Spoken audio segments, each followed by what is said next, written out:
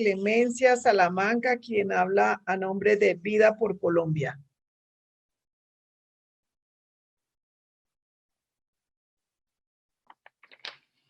Doctora, muy buenas tardes. Muchas gracias por la invitación y muchas gracias por este espacio que me parece muy importante.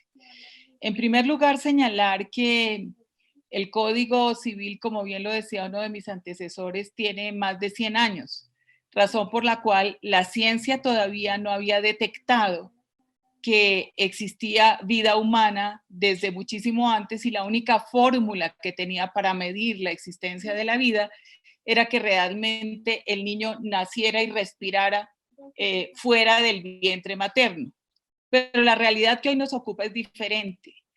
Todos los que la gran mayoría de los médicos que han antecedido mi presentación han sido claros en decir que el DNA de la persona que está dentro del vientre materno es diferente. Por eso, como lo decía mi antecesor, no podemos hablar de que en el tema de espermatozoides hablemos de un genocidio porque el DNA de esos espermatozoides es el mismo de la persona.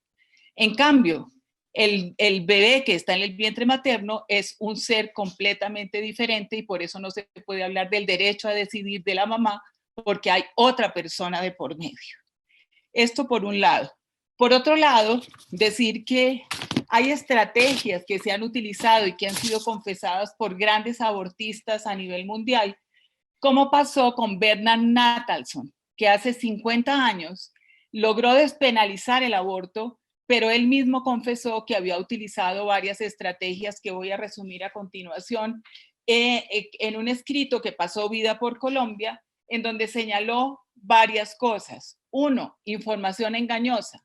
No salió de simplemente una observación de alguien que fuera pro vida, sino de alguien que había cometido 75,000 abortos y que después, cuando vio que realmente había vida desde el momento de la concepción, entendió el genocidio de que estaba hablando. Y esa información engañosa se trata de implantarla en los medios de comunicación y en la inexactitud de la información. Aquí se ha hablado de que ha habido delitos y que seguramente han sido judicializadas personas. En el expediente que reposa en la Corte Constitucional se pudo ver que solo hay 2 mujeres en este momento judicializadas por el delito de aborto y no por un aborto voluntario, sino por el hecho de haber cometido un aborto en conexión con otros delitos como secuestro y demás, y ustedes lo pueden ver en los procesos que se adelantan de demanda de despenalización del aborto.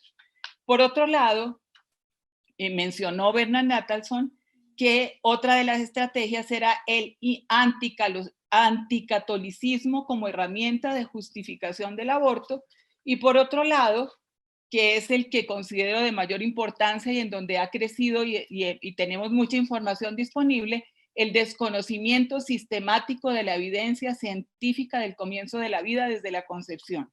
Entonces, la pregunta que hacemos hoy en día, quienes consideramos que sí hay vida ahí por la evidencia científica, es: ¿repetiremos la historia 50 años después aquí en Colombia?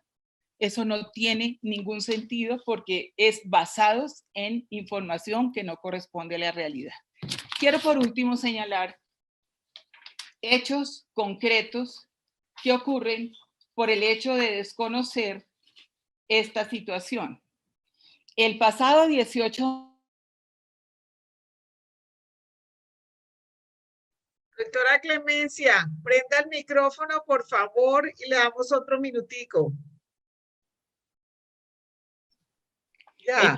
El pasado 18 de noviembre se dijo en uno de los debates en el Senado que se consideraba el ser humano en el concepto de persona siempre y cuando sea una persona de manera autónoma. Y frente a esto hacemos una reflexión. El cigoto o el embrión, que sería una persona futura, estaría en este descarte si no se le tiene en cuenta, como lo decía el senador Barreras, por el hecho de que no fuera autónomo. Los neonatos o infantes hasta que sean autónomos, como también las personas que